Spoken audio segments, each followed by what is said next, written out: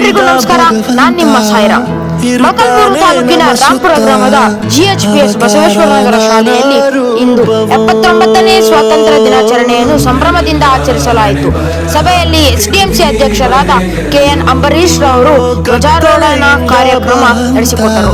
SDMC ಸದಸ್ಯರಾದ ಒಳಕಪ್ಪ, ವೆಂಕಟೇಶ, ನೇತ್ರಾವತಿ, ಕೃಷ್ಣವೇಣಿ, ನಾಗರಾಜ ಸದಸ್ಯರು ಭಾಗವಹಿಸಿದ್ದರು.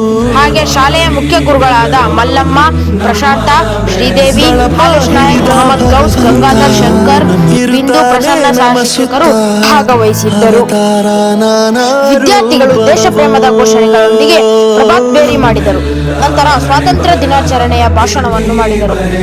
ಮಕ್ಕಳಲ್ಲಿ ದೇಶ ಪ್ರೇಮ ಮೂಡಬೇಕು, ದೇಶಕ್ಕಾಗಿ ಸೇವೆ ಮಾಡಬೇಕೆಂದು SDMC ಅಧ್ಯಕ್ಷರು ಭಾಷಣದಲ್ಲಿ ಹೇಳಿದರು.